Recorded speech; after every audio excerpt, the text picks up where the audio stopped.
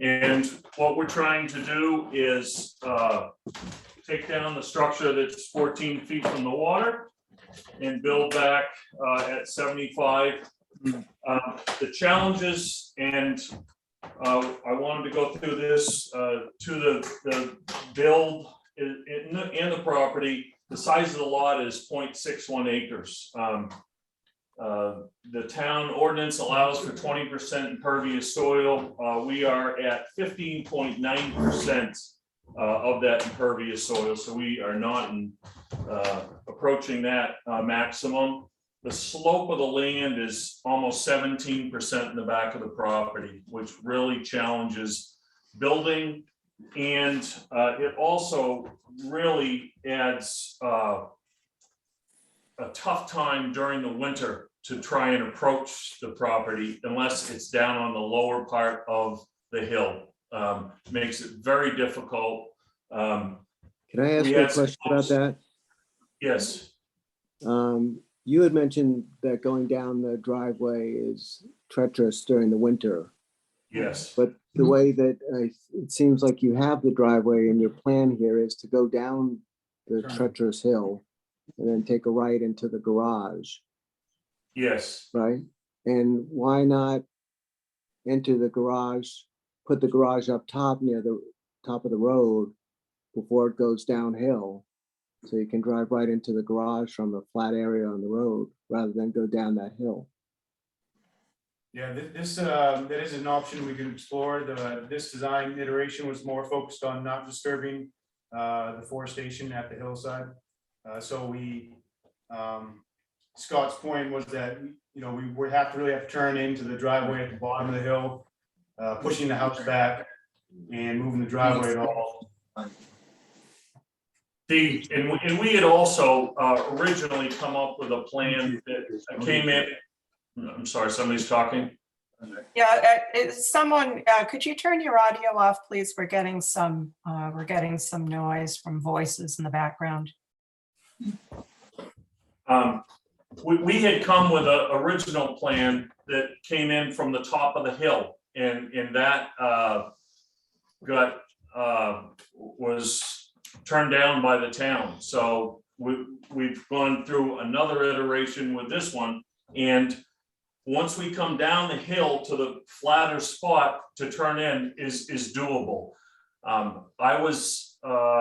I asked a couple of the townsfolk to come out and look at the property during the winter at one point in time. They were coming out for site evaluation, and they didn't dare come down the hill there. So that's why I say it is an incredible challenge.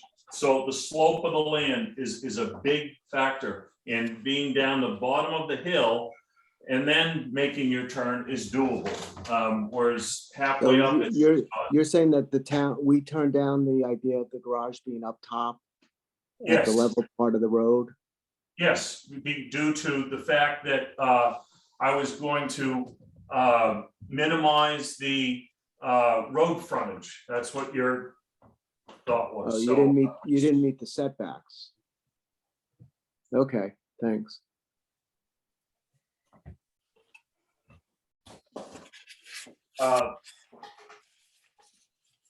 height of the proposed building is under the maximum 25 feet between the 75 and 100 foot mark.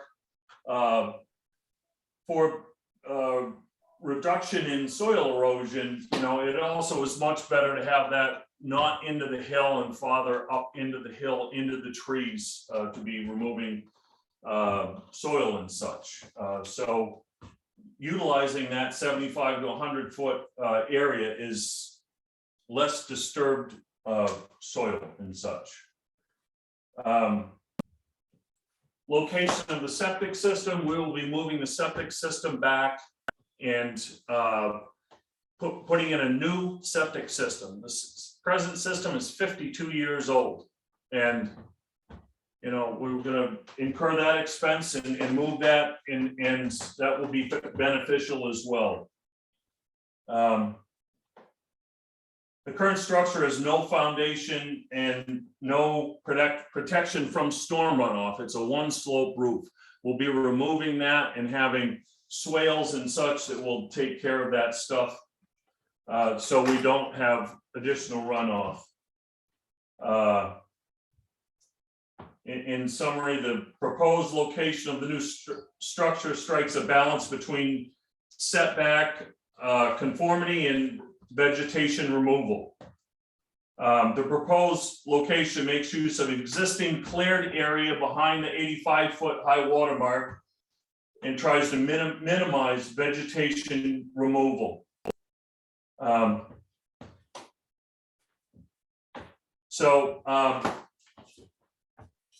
One other thing I wanted to read here.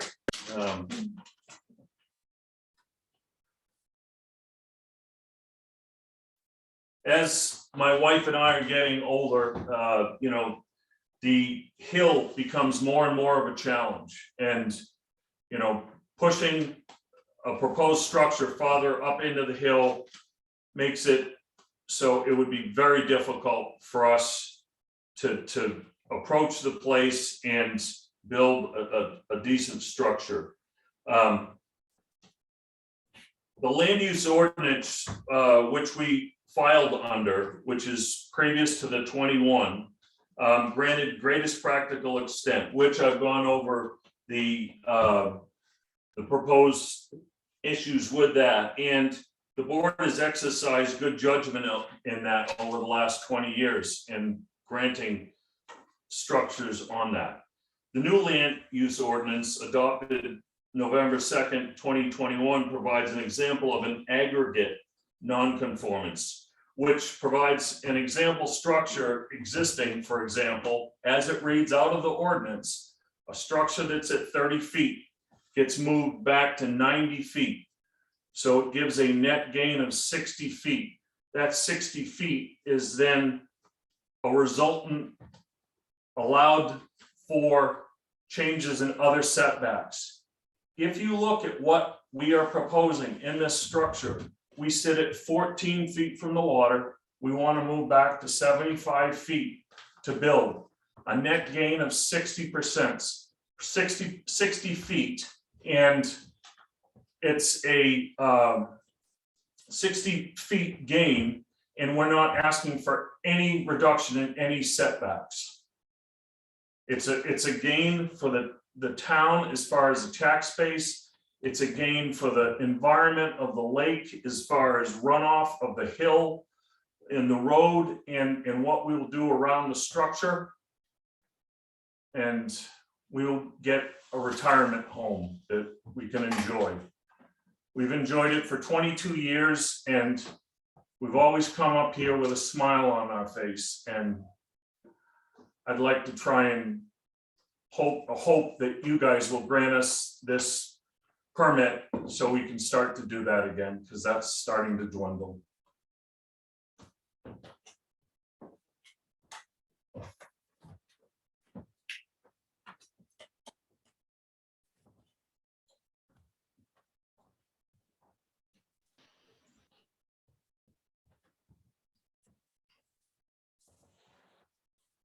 You're on mute, Paula. Yeah, I can't hear you, Paul. I'm sorry. See the lips moving.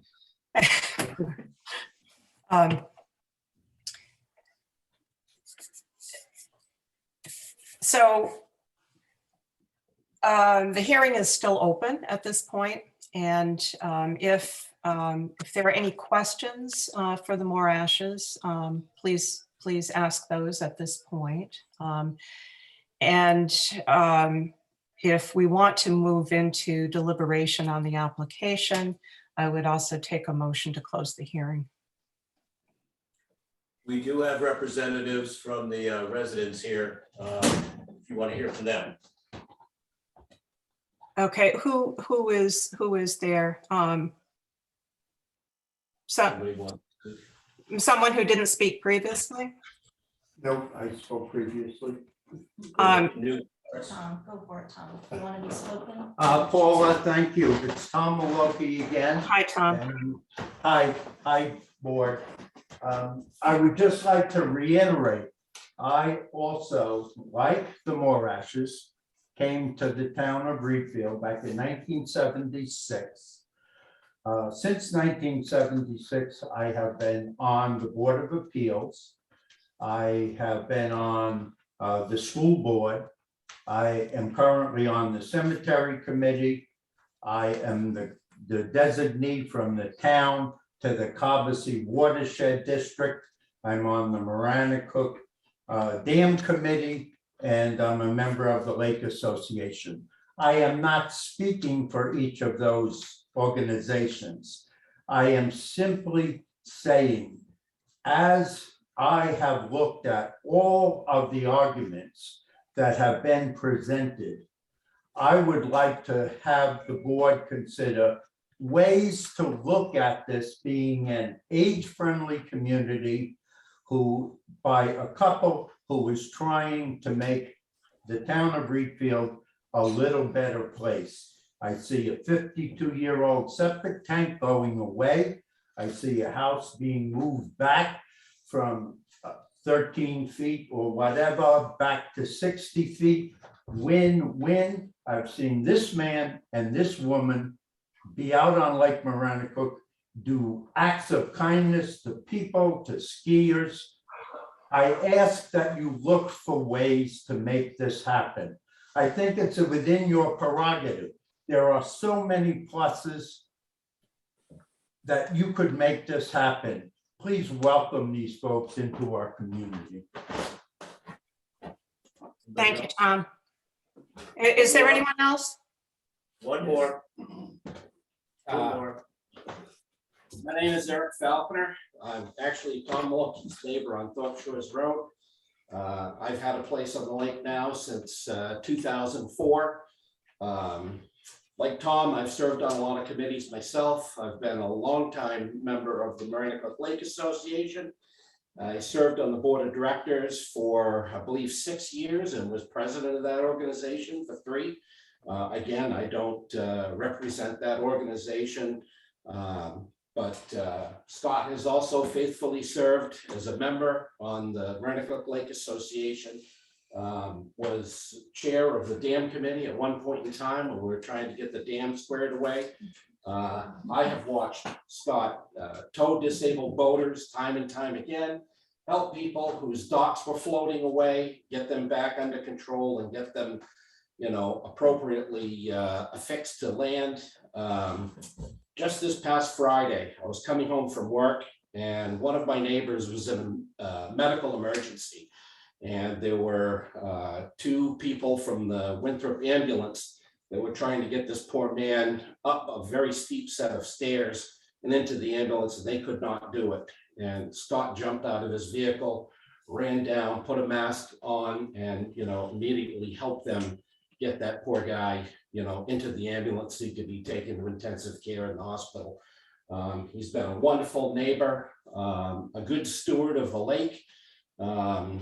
And, you know, I see a structure going from 14 feet to 75, 52-year-old, you know, septic tank, septic system being moved back.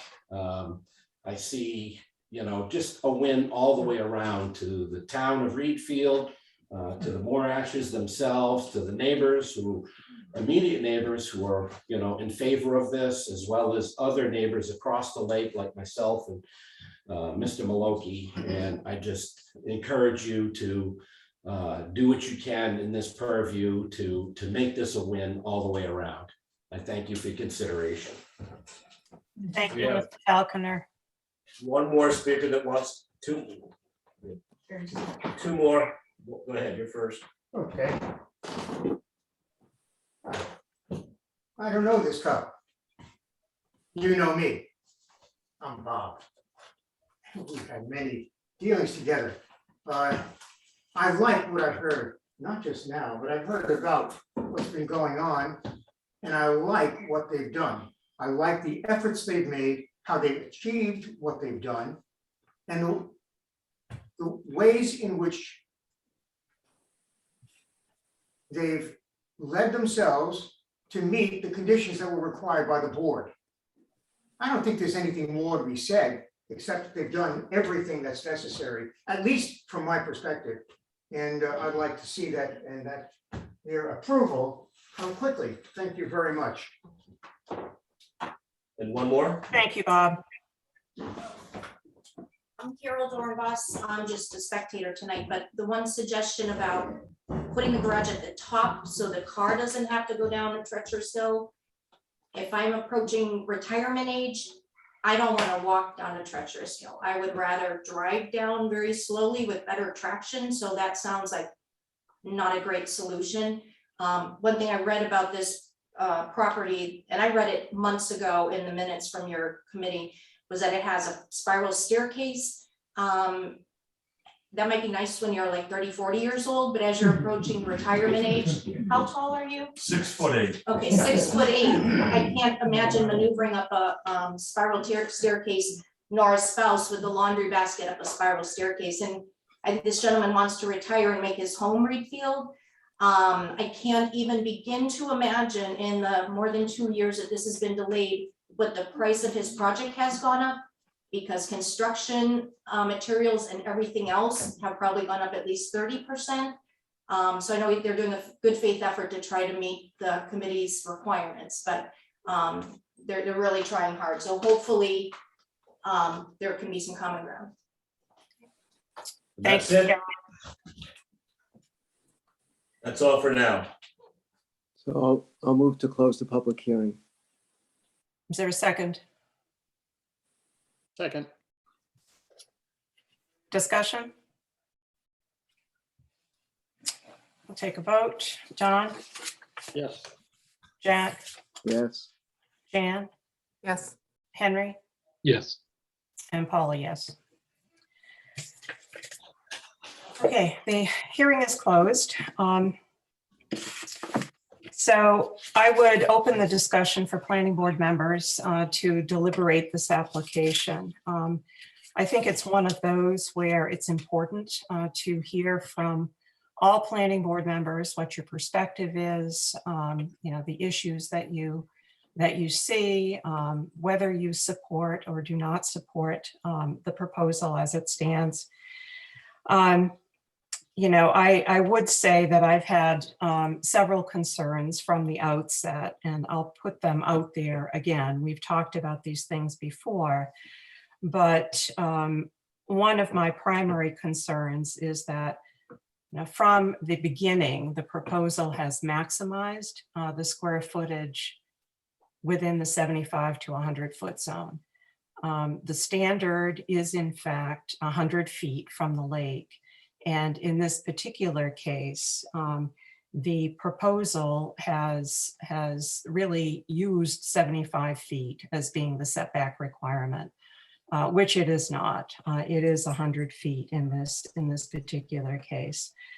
And I would say that I very much appreciate the fact that the Moorashes want to build their retirement home, and they want it to be as close to the lake as possible. And there's also no doubt that there are certain aspects of this structure that would be improvements over the old existing camp. No doubt about that. The septic system, moving it back from the lake to a certain extent, all of those things are improvements. However, the standard is 100-foot setback. And from the beginning, the square footage in the 75 to 100 foot zone has been maximized rather than minimized. So that is part of my concern going forward. I'd open it up for others just to begin discussion. I'll go if no one else wants to go. I agree with what Paul has said. Under the ordinance, you're allowed to replace a non-conforming structure and replace it with a similar size structure. So the existing structure is 2,100 square feet. The new structure is about 4,600 square feet. The ordinance doesn't give the right for you to replace a non-conforming structure that's been torn down with one that's twice or more larger. And the applicant could achieve the 100-foot setback by building a smaller house or by moving the house further up the slope. I remember that slope, and I don't see a big difference between the slope where the house is proposed to be situated and further up the hill a little bit. And as far as the spiral staircase, I don't remember anything about a spiral staircase. I don't remember anything about the interior of the house. But I don't see a problem with moving either under the current ordinance or the old ordinance of moving the house up the hill a little bit. If he wants to build a 4,600 square foot house, he should be willing to compromise on that, because the ordinance gives him no right to build a 4,600 square foot house at 75 feet from the water. He has the right to build a 2,100 square foot house that has to meet the setbacks to the greatest practical extent. And he can meet the setbacks to the greatest practical extent with a smaller house, but chooses not to. And even though this house will be an improvement in some ways over the existing house in terms of setback from the water and removal of the septic system, it creates its own problems by being a very large house on a very small lot. It's just not an appropriate place for such a large house, especially so close to the water. So for those reasons, I say that we should deny the application, and the applicant can come back with a new proposal for a smaller house or a proposal under our new ordinance where he may be able to build his 4,600 square foot house, but in a slightly different location. Thank you. Others?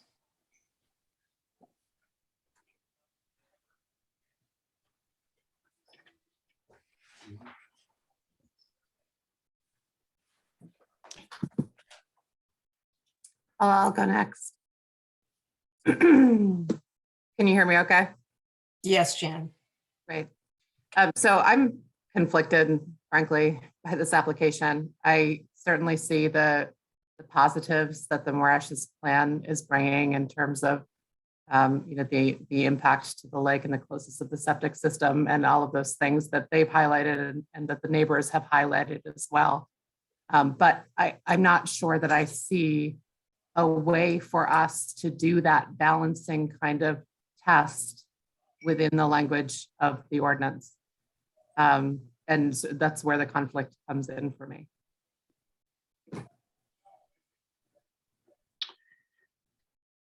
Like Jan, I feel conflicted. I mean, I really appreciate the application. I appreciate what you're trying to do. My concern is, and I think the support from the community, I mean, those things are all very important. I guess I'm disappointed. I guess that'd be the right word. I'm disappointed that the application hasn't sort of acknowledged the 100-foot situation that's been discussed for months at this point, and it hasn't moved. Nothing's really changed in the application or in the configuration of the property to really, create more conformity to that. And I think we see that. We just don't see that conformity being even addressed, or non-conformity being addressed, I should say. So I guess it's just a little, it's just disappointing to me. But on the other hand, I am very torn. I do think there are a lot of positive things about this, and so that's where I'm at. Don? So yeah, just to tag on to that, all of us conflicted ones come at the end. I mean, I totally agree that it's when compared to what's there, this is definitely an improvement, and I like the idea of it being moved back, the new septic system. I think the revegetation plan, which I had asked about, and I guess that would be to come later, could certainly make it a totally a net gain in terms of the environment. So from that perspective, in terms of lake quality, in terms of aesthetics and all that, I think this proposal does check the boxes for that.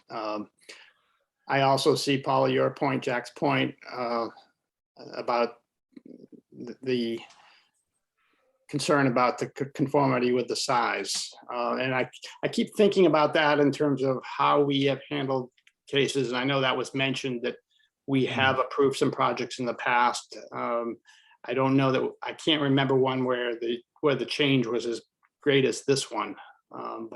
And so that's really the part that I'm wrestling with is, you know, for something that is definitely an environmental improvement, you know, is there a path that can be taken that doesn't really conflict with what our land use ordinance says? And that's what I'm struggling with.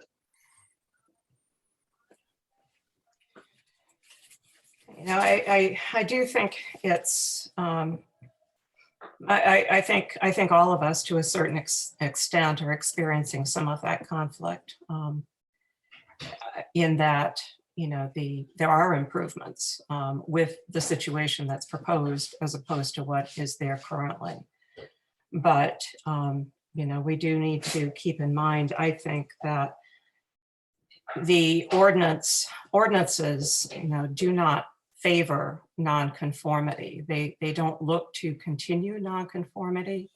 All of the standards are directing those situations into a situation of conformance wherever possible, which is really the purpose of the greatest practical extent provision and the actual, you know, setback standards that have been established. I think it's also important that, I mean, in most situations, what you see is that you have a set of standards and you design your proposal to meet the standards that are in front of you, you know, by establishing a building envelope or some other approach to ensure that the proposal that you're putting together conforms to the standards in the ordinance. It feels to me that in this case, it was, you know, the flip side of that the proposal was developed and then we look to trying to fit it into the standards, and it has not proved to be a good fit at this point because the standards are not met. I guess I would just, you know, as I'm sitting here thinking about this, I do think that there are, I guess what's really holding me up is the fact that I can't get across this line quite yet is the sort of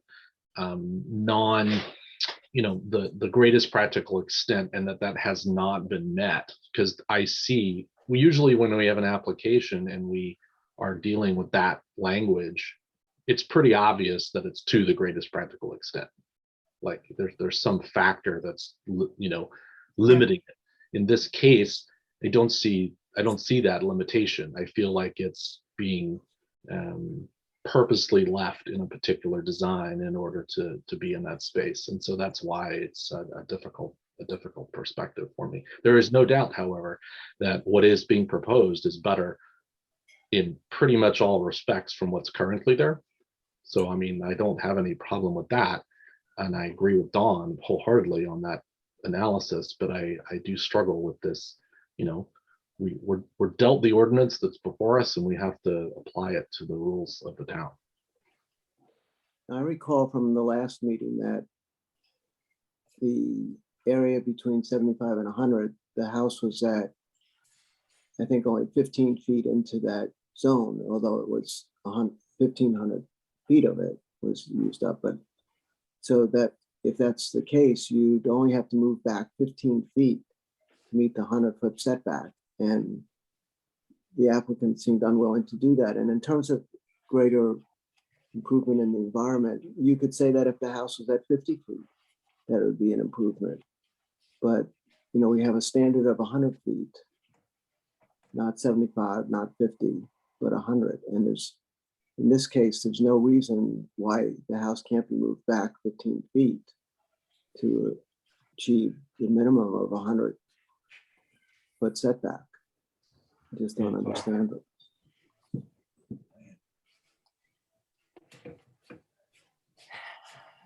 Other comments, planning board members?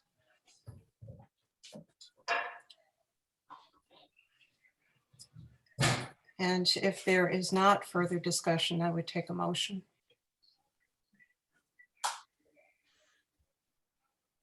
Well, to get the thing going, I'll make a motion to deny the application.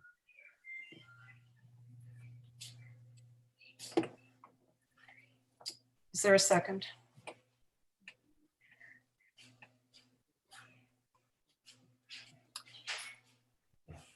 Sure, I'll second it so we can keep going here. Okay, there's a motion and a second to deny the application. Discussion.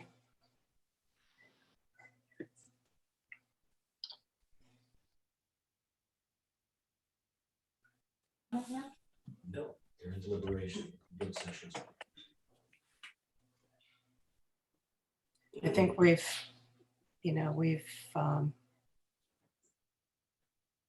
pretty much discussed most aspects of it, unless you want to revisit some of those issues that we talked about previously.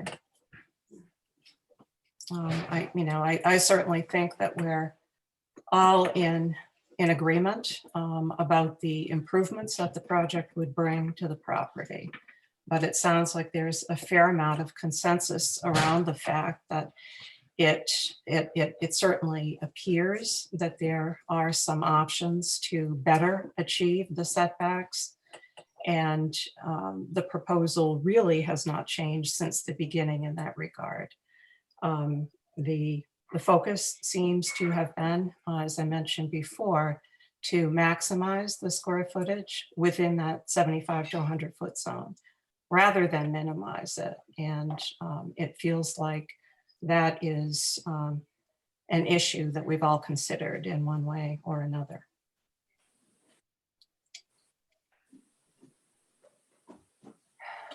Other discussion? I can't say anything, right? And They brought up. This is procedures, this is policy, this is. if there is not, I will call for a vote. Again, the motion is to deny the application. Jack, Yes. Henry, Yes. Jan, Yes. Dawn, Yes. and Paula, yes. So to the Morashes, we have at this point denied the application as it presently stands. I think I would once again, appreciating that I think the entire board appreciates your vision for a home on the lake.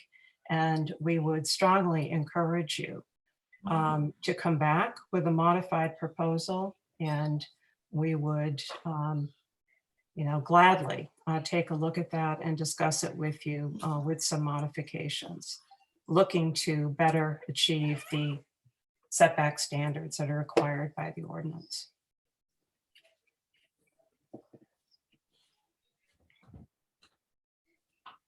So can I speak for a moment? Yes, please. If you seem to have some question as to what has been, the size of the structure that exists now, and then what someone has built after that. I would suggest you go back to the Smart property in 2020. It was built, it was 60 feet from the water. It was allowed to be built at 89 feet from the water and is 4,000 square feet. It's very similar to what we had suggested. And if you actually look at the living space that we have in the house, it is actually 2,600 square feet. The other is basement and a garage. And to Jack's point of what are the problems with the larger house, the house, I'm not sure where in the ordinance it tells you what size house you can have, other than you can't exceed 20% impervious soil. I would also request the town planning board members to look at 100 Novus Point Road that burned down and was able to be rebuilt at 35 feet from the water. It existed at 1,200 square feet, was allowed to be built at 1,500 square feet, which is what you're supposed to have at 75. You allow them to enlarge it, and you allowed them to go to 23 feet. And those are the things that I look at in granting that somehow selective memory doesn't allow you to bring that up when we're looking for it. And I am really disappointed with the planning board. And look at the example that you have in your new ordinance. It says exactly, someone who builds at 30 feet, moves back to 90 feet, that gives them 60 feet of room. And it's right out of your ordinance. You're allowing them to build at 60 feet. Why would you write it in there if you won't even consider it? I don't understand.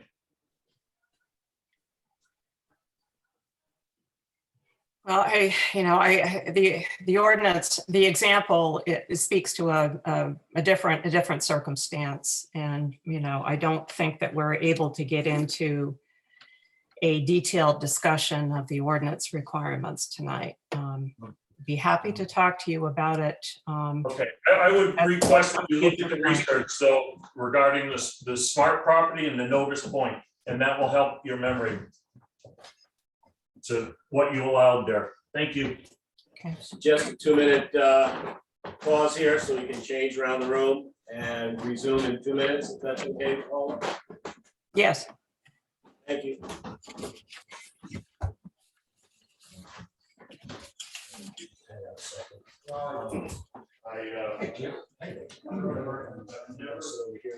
Okay. Should be the next presenters. Thank you, sir. You're welcome, sir.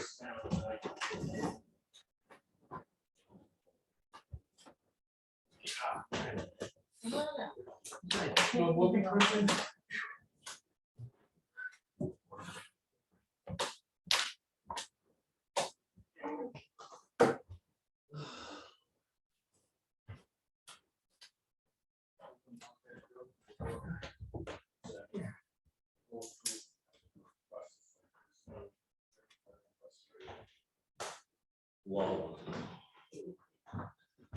Okay.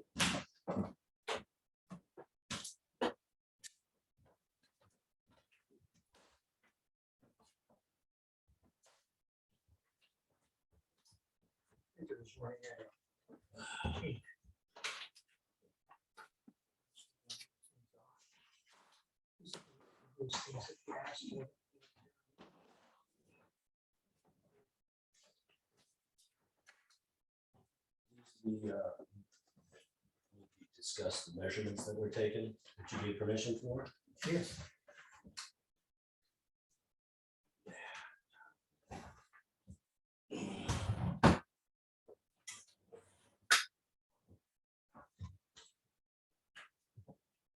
Did they meet the requirement? They're gonna discuss it. So. Oh, that's good.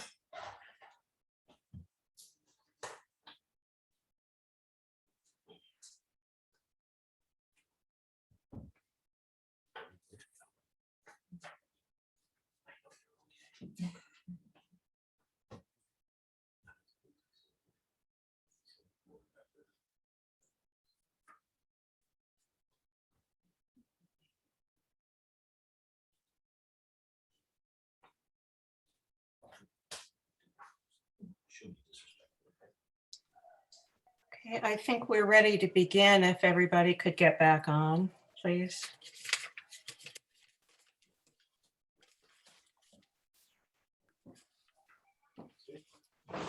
Missing Kristen, there she is.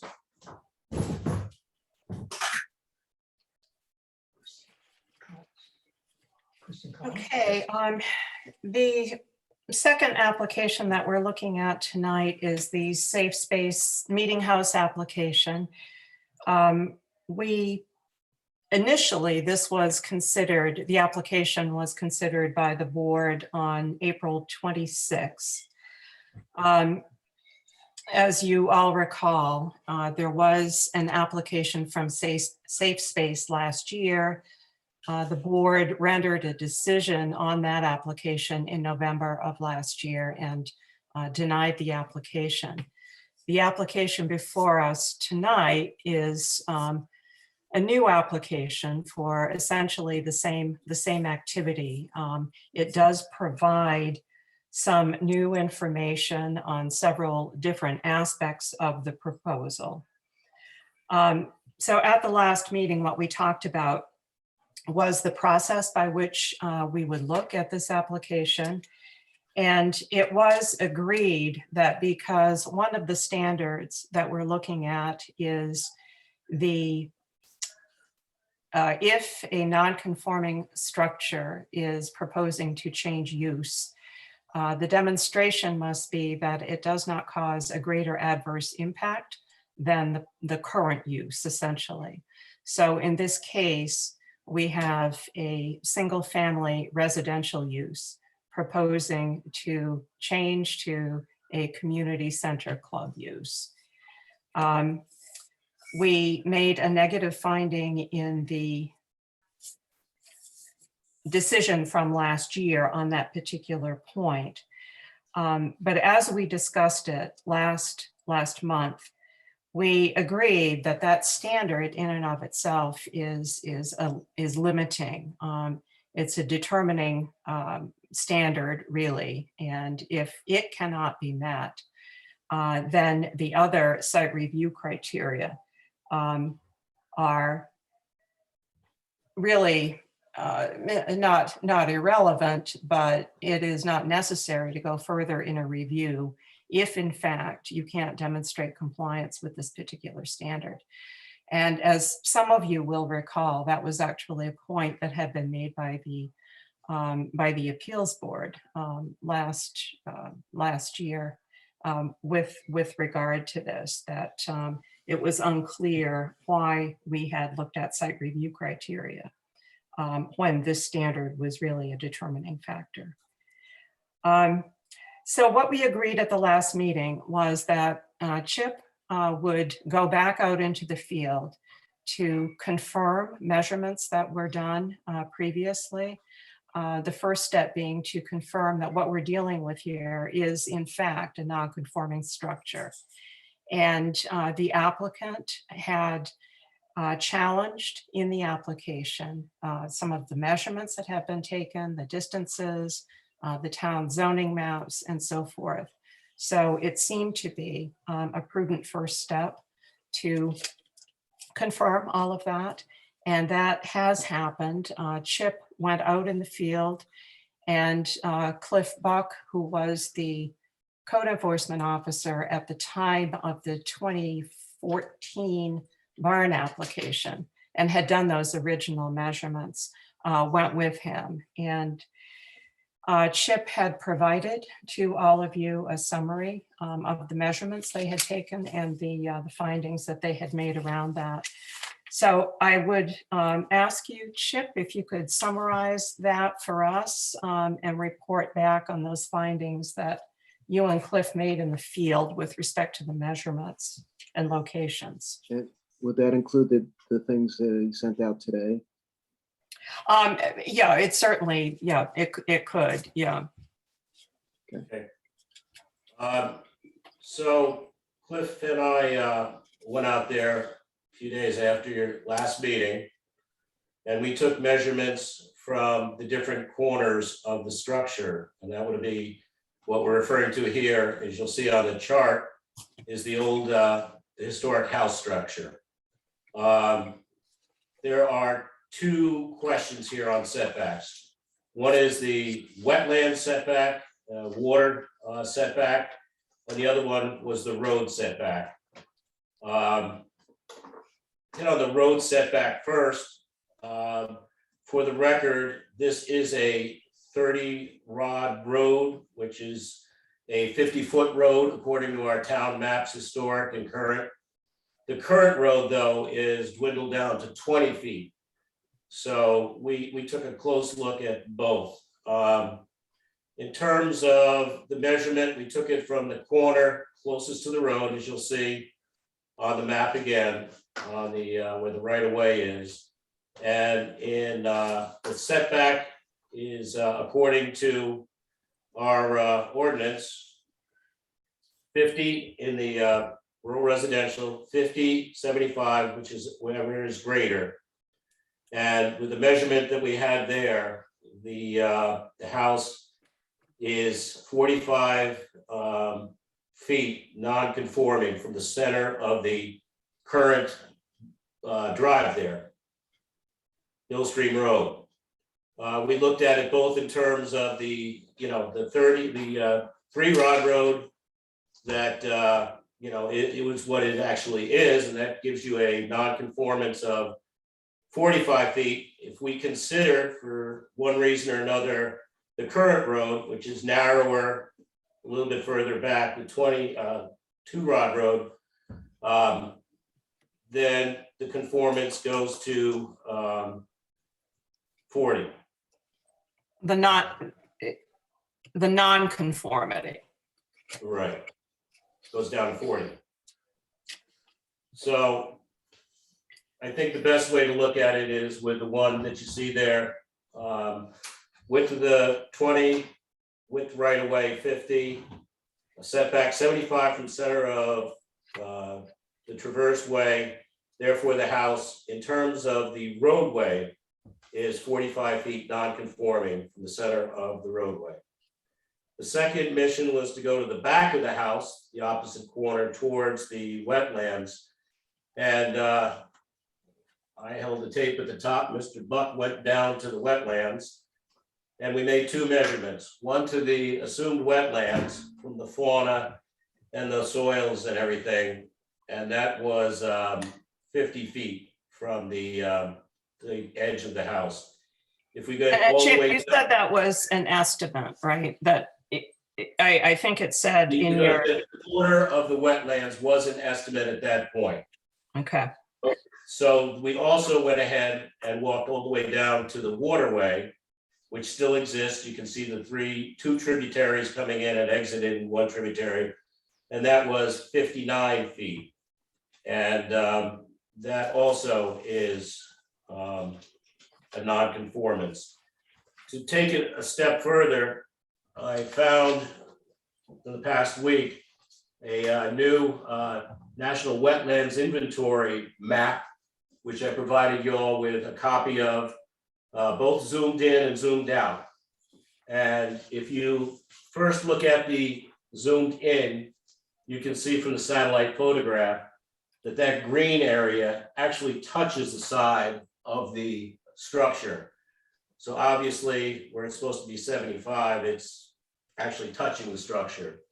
If you look at the zoomed out to make it clear that that wetland is a large wetland according to all definitions, the wetland is sketched out as reaching from the tributary that runs behind the house all the way down to Maranacook Lake. It's one contiguous wetland. And if you look in the upper left-hand corner, that's 77.2 acres, a major wetland. So both touch on the setbacks. okay.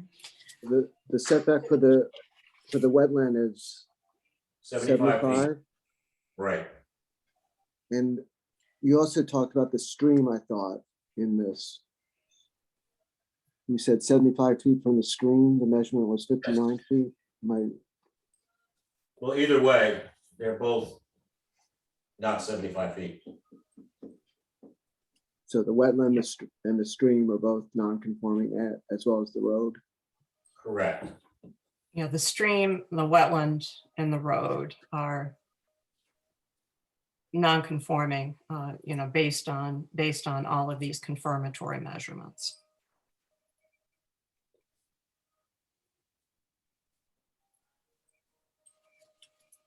So Chip, not- is there anything else that you Not wanted? really. Okay, The measurements just seem to confirm the measurements that were taken 3 or 4 years ago in an earlier iteration. and came out very similar to those at that time.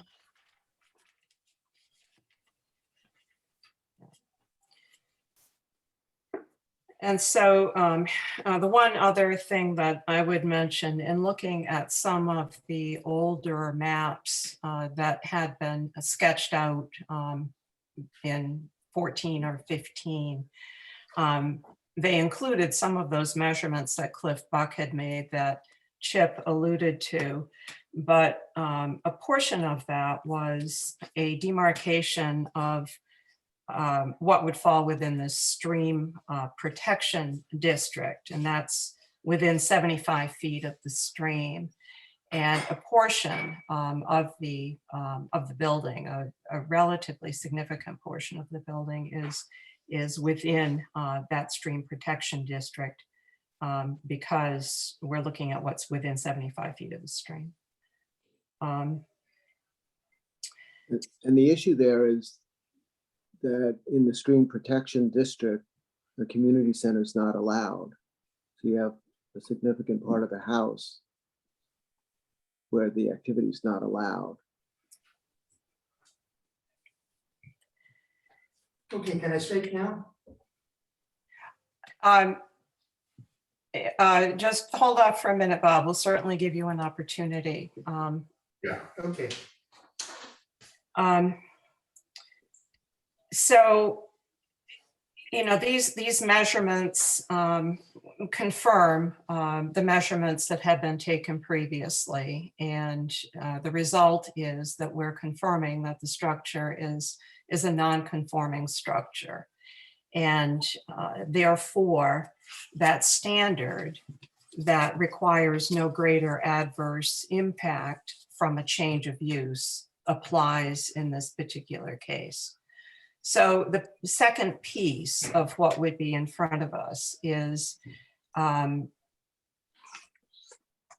confirmation about the greater adverse impact conclusion that we had drawn previously.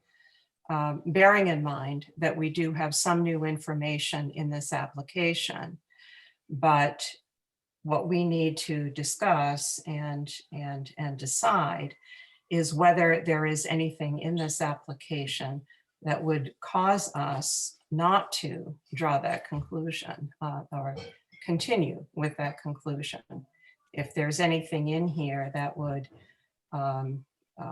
cause us to believe that there is not a greater adverse impact. So that's the second piece of this, but it is important to also keep in mind what Jack just mentioned, and that is that this particular use is not allowed in accordance with the table of uses in the ordinance in the stream protection district. So that is another piece of this, issue. Also, it's non-conforming in 3 different ways, but even if it's non-conforming in one way, it's still non-conforming. And so at Right. least with respect to the road, I think there's no question that it's non-conforming. I think it's non-conforming in the other directions too, but I'm not sure what Bob's going to say now. Yeah, I would agree, Jack. I think it's, you know, the measurements are quite definitive in that respect, in my mind. Okay, can I speak now? 1 minute, Bob. I will get to you. I want to ask if there are any questions or if there's any discussion among planning board members Okay. right now. Okay. Okay, Bob. I would give you an opportunity to comment. Yeah, just on this one issue. Now, I understand Chip has done a job here and he's measured and so on. You measured from the points that the fellow did, Chip, the soil scientist, From the yes. from those points. And okay, let's talk about the possibilities. The house then is in, as we've determined here, in the wetland and in the stream, whatever it is, protection area. let's say we bulldoze the house. Let's just say I could have it bulldozed in a day. Now, the house will be bulldozed. That'll be the end of your colonial building in Kennebec County and in Reedfield. So we'll bulldoze the house, and then it's no longer in a wetland or in a stream protection area. I want this ended. If we bulldoze the house, we'll finish it. How about that? Let's bulldoze the house. I would. Howdy, Jack. How about it, Jack? We bulldoze the house. I would really caution you, Bob, about thinking in that direction and assuming that that would solve the problem, because it wouldn't necessarily. There were a lot of standards that the planning board reviewed that apply to this activity in this location. And I can tell you that it wouldn't guarantee that you would get approval for it if you bulldoze the house. I mean, we don't know, obviously, but we certainly could not guarantee success if you did that.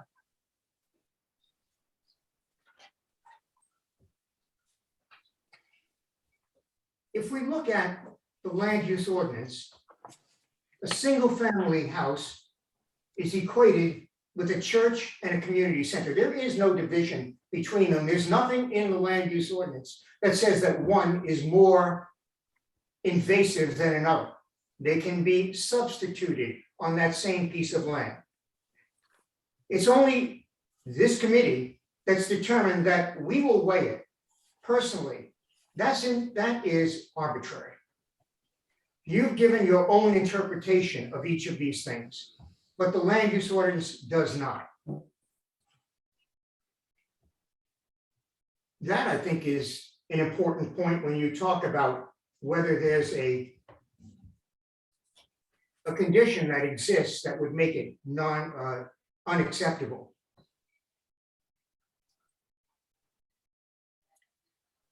Have I made myself clear? I think you're clear. I don't necessarily agree with the way you're interpreting the ordinance, but I understand what you said, yes. Well, where does this committee, where does this board come up with its understanding that a community center or a church is more invasive than a single family house? Where is that stated anywhere? We made findings at our last, in November, that this was more adverse than a single family home. I mean, just look at it on its face, Bob. You have a parking lot for 53 cars.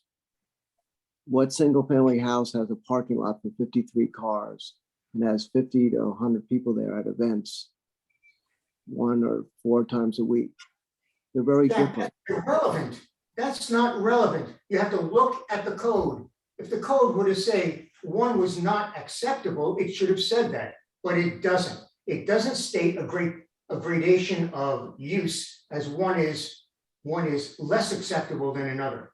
Community centers are acceptable, just as single family home. And the neighbor who lives 30, 40 feet away says, this is acceptable.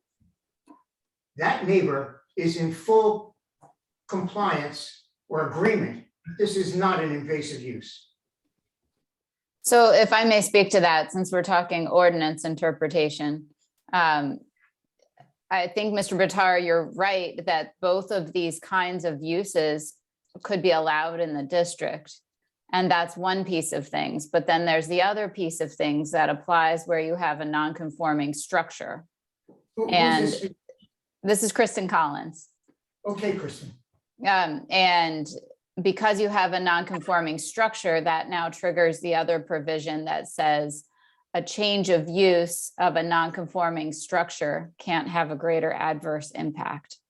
And that's why the board is talking about this particular issue and why they believe that, a community center or club with all of this additional traffic and use would have a greater adverse impact.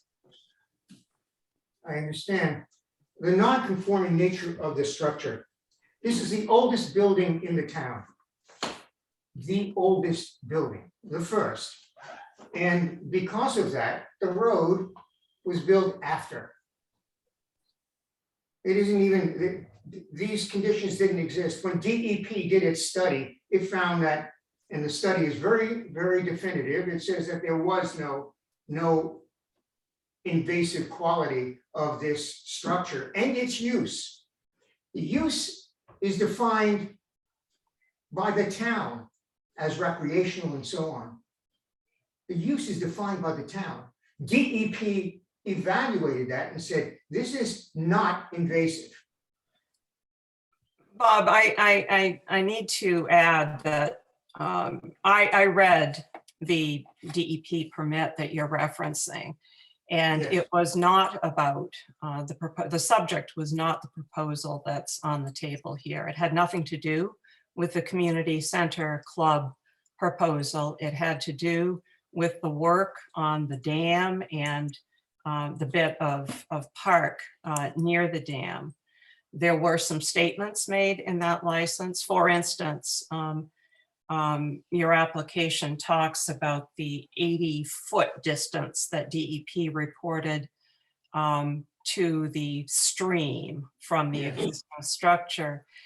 That was not a measurement done for any particular purpose. It was part of a broad and general site description, just laying out generally what the parcel of property looked like. So I really need to caution that it was not, first of all, it wasn't a study. It was the evaluation of an application that went in for that dam repair.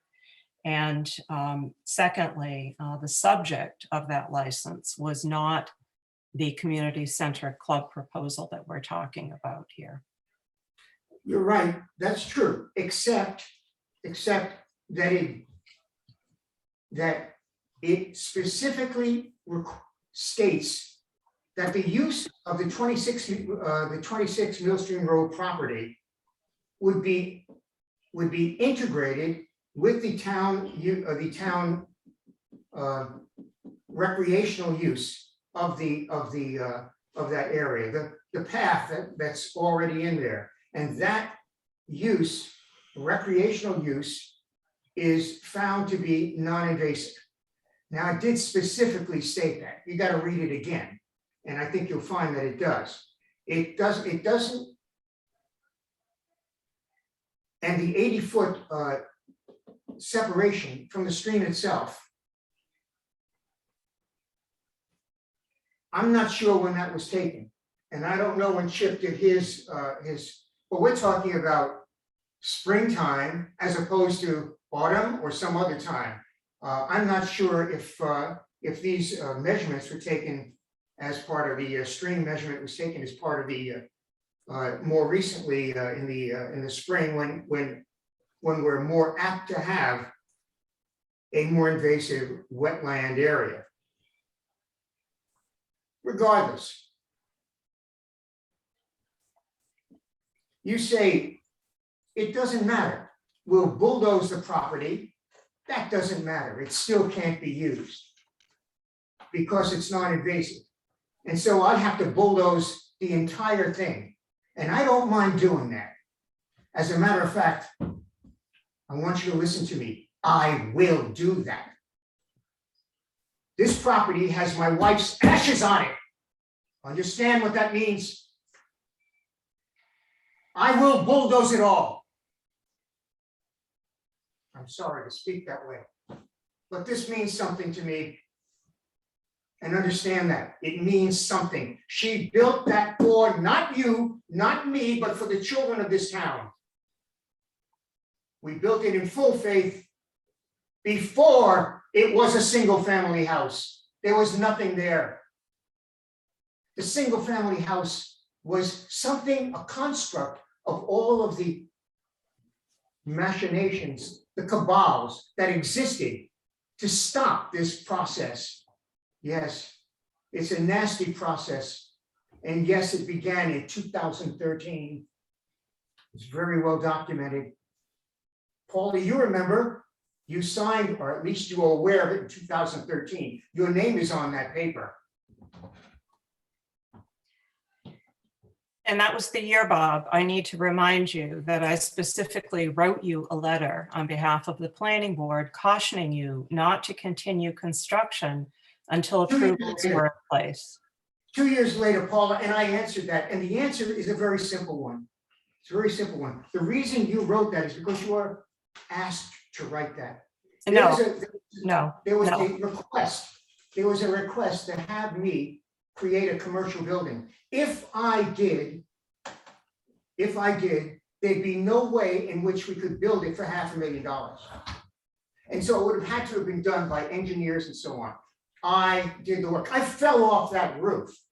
I fell off the roof, had to have my arm reattached. Yes, at 75 years old. I've done that. I don't know what anybody here has done, but I've done that. Yes. No, you're recognized by the chairman, you can talk, so just raise your hand, the chairman recognizes Let me remind myself, is there something? Paula, what do we, can I just call a point of order, Paula? Yes, I'd please. really like to understand what are we doing here tonight on this application? Like, I mean, we're reviewing the material before us, but what is the purpose of this discussion? I'm not particularly interested in talking about other applications and the history of this project. It's not appropriate to be talking about that at this The time. purpose is to talk about the nonconformity standard. And the first piece of that was to look at the measurements that had been taken to confirm or not that we are dealing with a nonconforming structure and what those nonconformities are. And then the second piece of it has to do with the other part of the standard about whether or not the proposal would have a greater adverse effect than the existing use. The change of use would have a greater adverse effect than the existing use. And procedurally,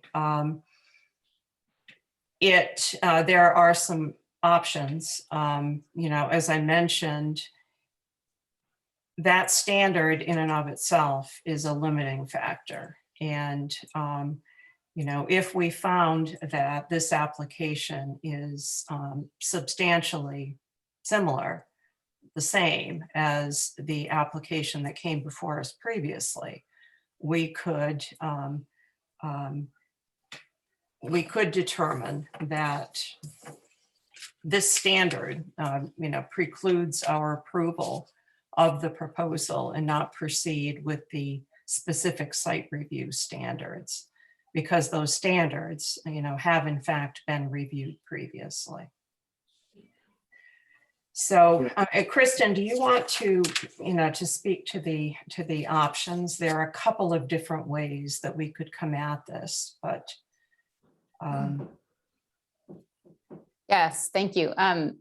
So there's a general principle of administrative law and court law too, that says that if an issue has already been before a board and decided by that board, you don't have to hear it again unless there's been a material modification or there's, a substantial difference in that new application. And what I would say that would be substantial or material would be something that may change the analysis that you already performed under the prior application. And so the board, engaged in this pretty extensive fact-finding and conclusion process back in November. You have a very long decision that went into each of the applicable standards. As you know, there were a couple of these that have been touched on tonight, such as the nonconformity and the presence of some of the property in the stream protection district that are kind of what I would call dispositive, that decide the application right on their face, right?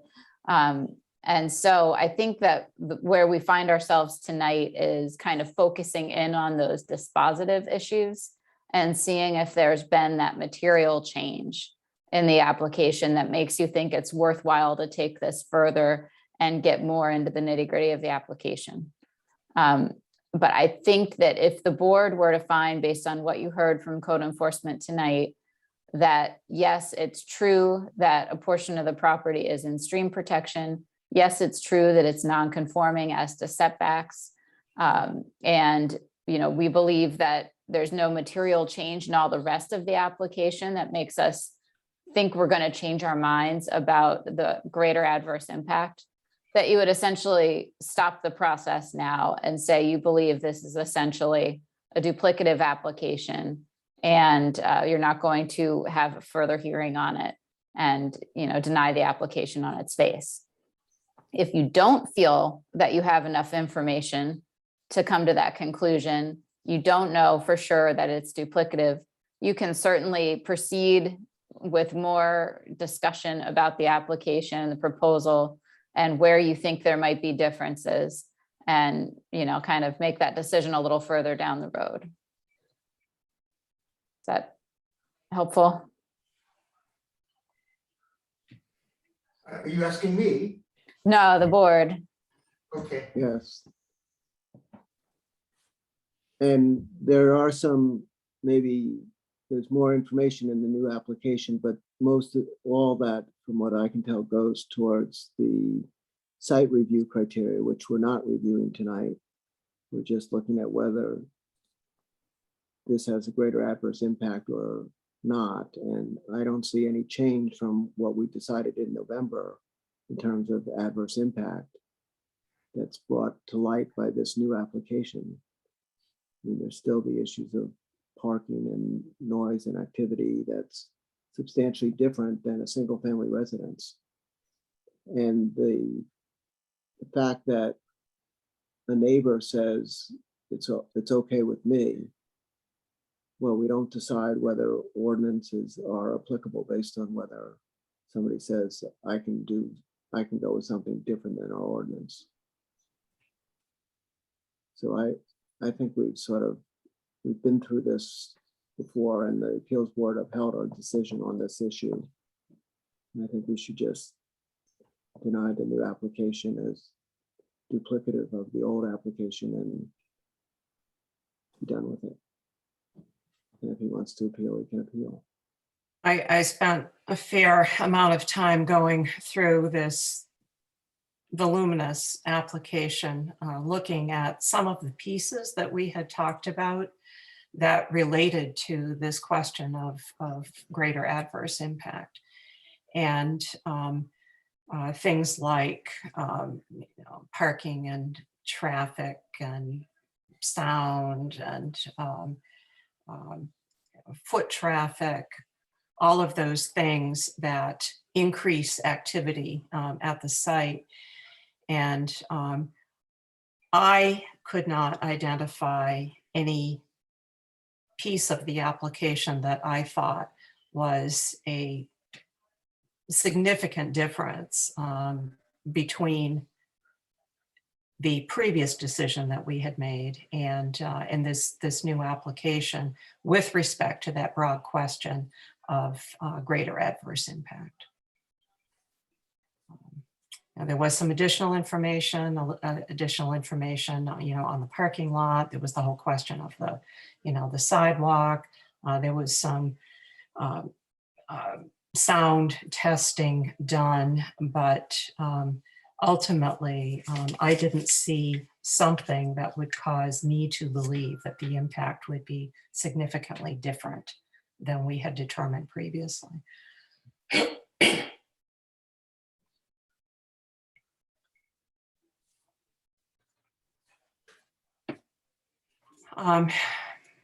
So the options, the options before us are to do, what Jack suggested, to find that this application is essentially duplicative of the previous one. And we would vote not to proceed with further site review based on that fact. Or if board members feel otherwise, the other option would be to proceed with a site review process. But understanding that we still have this standard in front of us that is determinative with regard to greater adverse impact. I think I'll just add, I mean, I think we have to be conscious of the level of effort and the resources that would be occupied to review a similar application when, based upon the materials that are presented to us at this time, it appears to be very similar. I don't think the position of the town would change at this point. That would be my opinion. And today's discussion about the non-conformity is also, as you said, pretty clear. I will just say though, as I said a while ago, that, you know, I commend the applicant for the concept.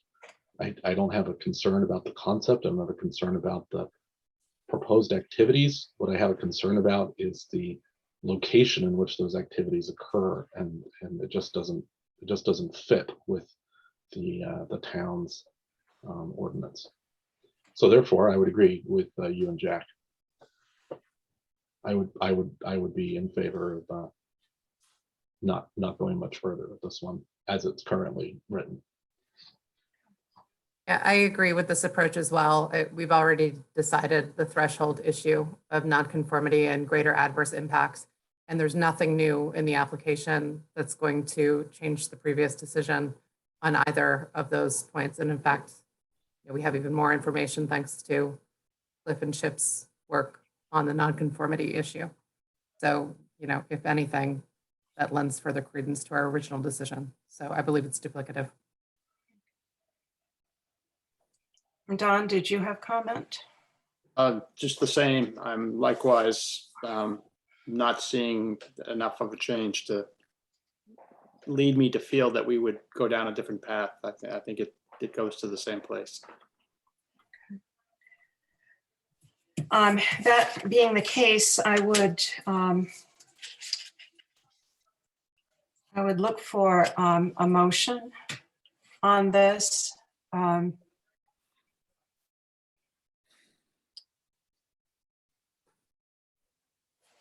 You're muted. Yeah, and you don't need to repeat what you said, Jack, because I could read your lips. Really? Yeah, were you suggesting that Jan make the motion by any chance? Yeah, like what Jan said, yeah. Mm-hmm. Go ahead, Jack. Okay. What? Go ahead. Okay, I'll make a motion to deny the application on the basis that this is a non-conforming structure and the proposed activities would have a greater adverse impact than the existing use as a single-family dwelling unit, and that there's no new information contained in this application that would cause us to reach a different conclusion on those issues that we reached in November of 21. Second.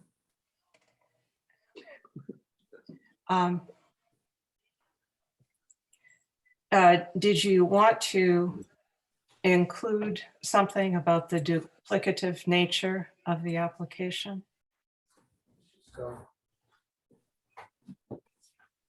Jack? What happened to Jack? Oh.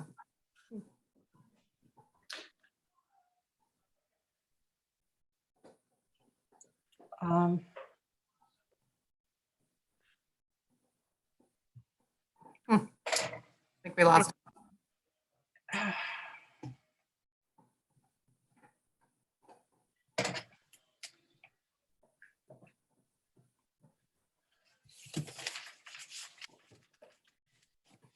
I was hoping he was going to come back. JB, come. What was that, Kristen? If it would be helpful, I'm sure the motion would be something like, oh, is he here? He's back. Jack? Tell him he's on mute. Jack, you're muted.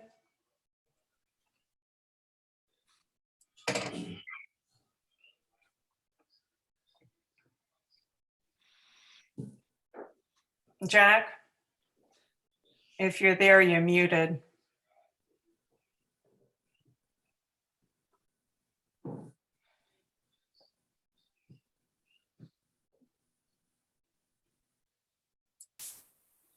So, Jack? I think I'm there now. Okay, you're back. You're back. The question that I posed about your motion was, did you want to add something to that about the duplicative nature of the application? Oh, I thought I said that, but maybe not. But I said there was nothing new in the application, meaning that it's duplicative of the old application, essentially on this issue about greater adverse impact. Okay. All right. And Jan seconded. Okay, Second, yeah. okay. Discussion on the motion? I would just broaden that a little bit to say mostly duplicative, or, it's not entirely duplicative, but it's mostly duplicative in the substantive components of review.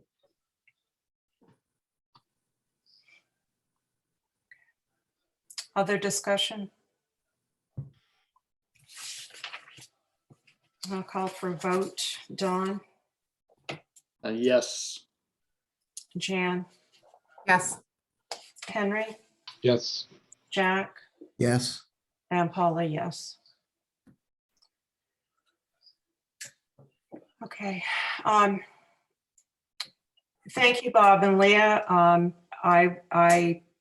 Again, I really feel like I need to, to caution about and consider fully, how you proceed from this point, because it's unclear what the outcome would be if you modify the property in any way. And If I destroy that property, it's my business.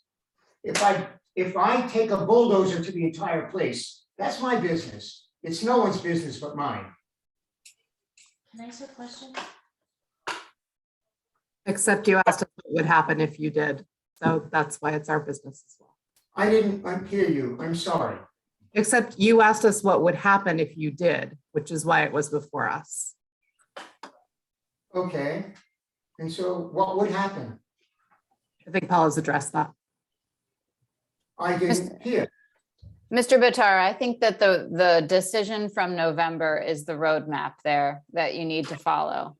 Because in addition to these nonconformity issues and the stream and the setback and all of that, there's also the issue with the use itself and defining what the activities are that are going to be allowed to go on there, so that it fits into the definition of a community center, of a club, as opposed to an event space. And to be very frank with you, and again, this is just by way of caution, an event center is not going to be able to be permitted in this location unless you get a zoning change. Kristen, I don't know how anyone came up with the word event center or civic center. That's never been an issue. It's never been requested. So they're only talking about a community center. That was the only thing on the table, and the only one that's ever been raised. So I don't know where that came from, other than just two people. And that was done in order to disparage the application that was made, I think, and maybe I'm wrong. Well, in a future application, if there were one, you would have to define the types and frequency of events that you would have in a way that would differentiate that type of use from an event center, which is not permitted. And we're not going to get into anything further than that. This is, again, just one statement by way of caution. Kristen, I understand, but the papers that you had today actually have a day-to-day activity list specific. And it was actually developed based on Eric Dyer, he's town manager, his suggested uses for a community center, a small scale community center. And so that's what was presented to you today. And you say there is no difference. You say it has to be done again. It's in detail in front of you right now. There is a piece that was in the application, but the questions and the points that were raised in the decision from last year were simply not addressed by that additional information that was provided. Then maybe you can explain how it wasn't, because I think that I remember that list, Leah, I do remember it. It spoke specifically to that, and it included only those areas of activity, limited activities, discussions, and so on, that were defined by Eric Dyer as acceptable. So I don't get it. Now you say it has to be done. It's been done. Is there anything else that has to be done? And if that's the case, then I would give $100 again tomorrow, and let's take a look at that. Maybe that's what we have to You know, do. I think Kristen's advice was the best advice, and that is to use the decision from last year as a roadmap. We made findings on all of these things at the time, and the reasons that we did not find that particular standards were met are outlined in detail in that decision. So I don't think tonight is the time or place to revisit all of that in detail. Then maybe we should. That is the best Maybe- advice. Maybe we should revisit it and go through each of those elements, because I think it was a new application responds to each of them in detail. And I think that's worthwhile doing. Can I ask a simple question, just as a member of the community trying to figure out where we are? Is this Leah speaking? I'm sorry, I can't see you very well. This is Carol Dornbos. Oh, okay. I'm sorry. I don't see you at all in the picture. So yes, Carol, please go ahead. Just think, with the discussion you're having with the ordinance and the water, wetlands, and the impact, is there anything on this property other than a single family home that, whether it's Bob or anybody else, can do on this property? I guess that's where a lot of members of the community are, is there's an existing structure. Is there anything that can be used for other than a single family home? I guess that's where we're at an impasse. I've not personally considered that question, whether there is any other use that could happen. Possibly, I don't know the answer just sitting here tonight. That question has not come up previously, if there's any other use. So I don't know the answer. It would, I mean, it still would be a non-conforming structure. That's my point, is you're saying where it's located, unless it's a single family home, nothing, everything else would impact it adversely is what I'm hearing. And I don't know if that's the case. I guess the members of the community see this going on and on and on.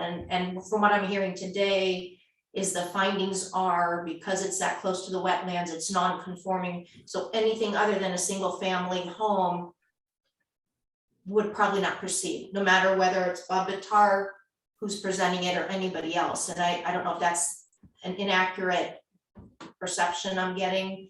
Or there's the barn where if the house is not conforming and the barn has a different use, is there like certain hours of the day that it needs to be quiet? Or is there a certain maximum number of people in there? I mean, what are the guidelines? It seems like we have two different things going on. There's a house structure that's non-conforming, and there's the barn that's now an existing building, and everybody's like, what can be done with this building that's here? And it's just like hanging over the town forever and ever. And it seems like it's, from what you're saying, the whole project is not going to proceed because it's non-conforming, and maybe that's accurate or inaccurate, but that's what I'm. And if that's the case, it's like, then what do we do now? That's all. I'd caution the planning board against really answering that hypothetical question. There's a table of uses that pertains to this district. And then the question to the board is always going to be, as it would be for any property, is this particular use going to be more impactful than what was there?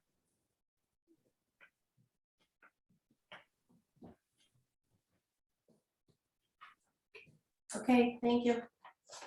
I'd add one other thing is that, you know, when this matter first came before us in 2014 or 2015, we were asked to approve a barn as an addition to a single-family dwelling, which we did. So that expanded its use in some ways, but we were very, very, very clear repeatedly that it was not approved for any other purpose unless a permit was obtained first. And that didn't happen. That did happen, and you're absolutely right, Jack. Every time it said, single-family house, and if there's an additional use that would, a different, if you wanted to change the use, and everyone knew it was going to be a community center. And the letters from Stefan from 2013, the town manager, from Eric Dyer, 2016, and so on. Every single one recognized the fact that this was intended to be a community center. The building, the Well, barn. Bob, you appeared before us several times and repeatedly said to our faces, it's a single-family residence. Now you're telling us you were lying in front of us? That's disgustingly insulting. I never lied. What I said, Jack, was it is a single family house. That's the only thing that was there. The only thing that was built until the end of 2017 was a single family house. That's the only structure. In 2017, as I installed any other equipment or anything that had a use other than that, at that point, I said, now, this is the point at which, and Eric Dyer was there, the town manager was there, and he agreed. This is the time, and I applied for us. I applied, and you'll remember it, for a community center. Eric Dyer and the town manager, the town CEO said, no. Let's go with the original plan. Stefan Pokolsky, the other town manager, let's go with his plan. His plan said rezone it. And that's what the town CEO and the town manager decided to do. They told Helen and me, they said, withdraw that application, and we did. And they put in a plan, not just to put in a rural district, they said it should be attached to the village district. It's only 2 house lots away. It was meant to be and should have been. That was their choice. When that was met with any opposition at all, Helen, from a deathbed, said, we don't want this. And I said, you're right. We withdrew that application immediately. And from that point, I said, we'll return and put in the community center application again. And at that point, Jack, you'll remember, because your words still ring in my ear. The community center application had a valid nonprofit license. It was supposed to be a nonprofit organization for music and for culture. And you said, I don't want this. I'll decline this because I don't want it near my house. That was your comment, and you said it again this last time. I wouldn't want anything like this near my house.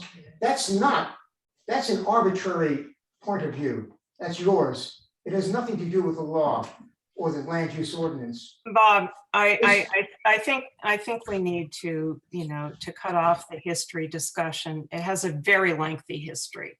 And it's all bad, Paula. It's all bad. And I know it's a difficult history at best, but I don't think it's appropriate to try to rehash it all tonight. I would go back to Kristen's advice, and that is to use the decision that was issued by the board last year as guidance with respect to what the thought process was and what the issues were that caused us to deny the application. Kristen's made that, and I listened to that. I trust Kristen. I believe her. I do. But Kristen hasn't read all of the information that's been submitted to you, or she would have never said that. Yes, every single issue that you brought up has been answered. And now, do it again. How? It's already been done. And so, Kristen, I'm sorry, dear. I'm sorry. it's been done. And all I can say is, it's a dishonest group. And I'm sorry about it. Thank you very much for the time. Thank you, Bob and Leah. Good night.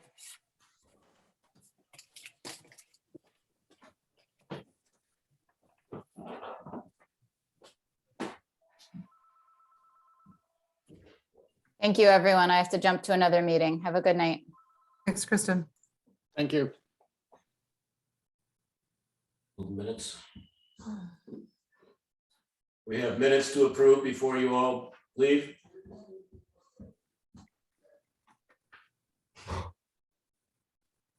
And those are, I put them in the. You're on emails. mute again, Paula.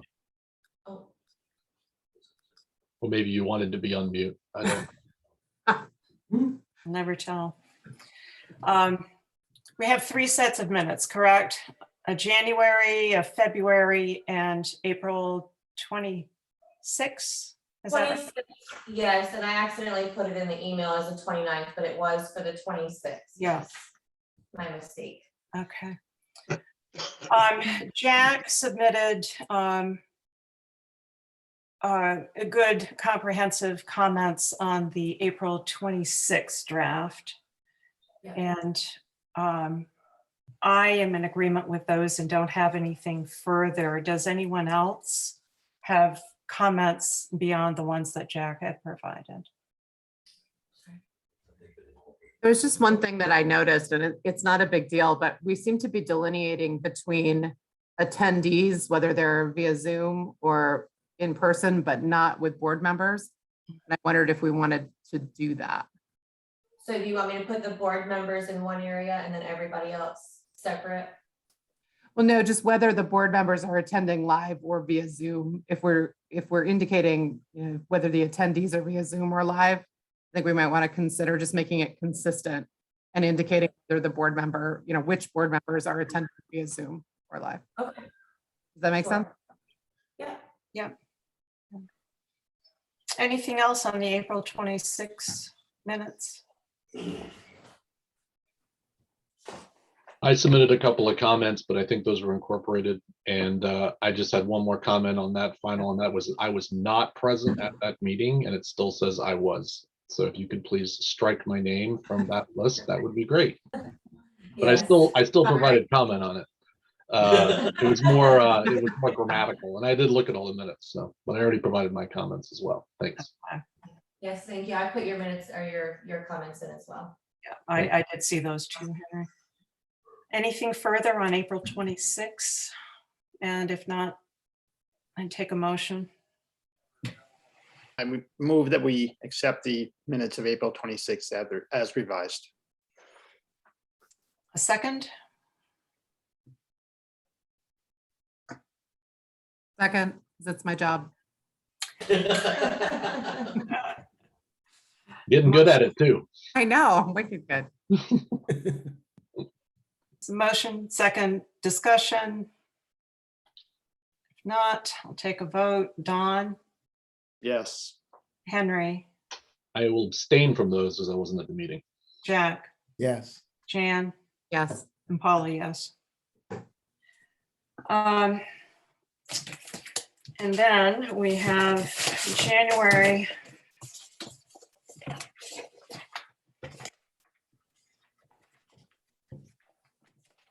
January 11th.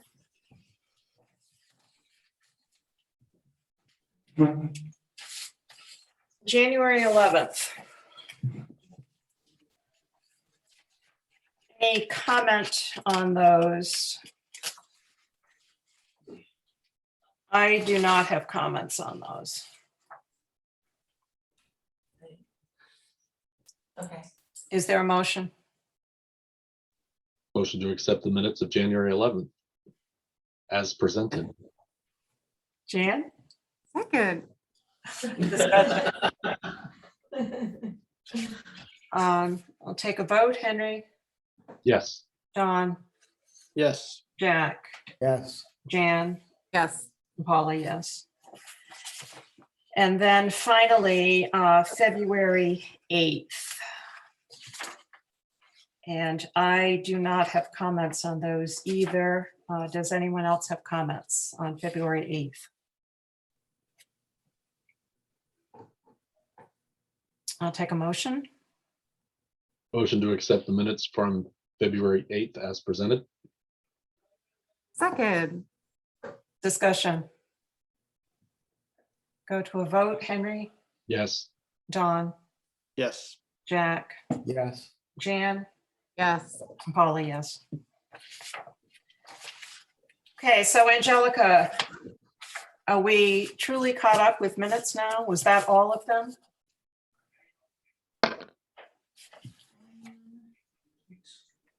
I think so. All I have. I've got to double check. I think there might be one set April 12th. I can't remember if those were right off the top of my head, but Okay. I think we're about caught up. Okay, all right. Well, if there's a set languishing out there, we can take it up next time. Now, I Yeah. understand that our next regularly scheduled meeting falls on Election Day, voting. So we will either need to pass on that meeting or reschedule it for an off date. Is there anything, Chip, that's pending that No, needs to be scheduled? No, Zero, zip, nothing. Zip, nothing. Okay, Skip it. well. Second, Hey, Jen. Call for a vote. All right, let's skip it. I think we deserve to skip it. So, I will let's- notify the town manager and we'll post it. okay, and we'll look to the next regularly scheduled meeting after that in June. I don't have the date right in front of me. Do you, Chip? I do know. 28th. 28, okay. All right. Enjoy your month off.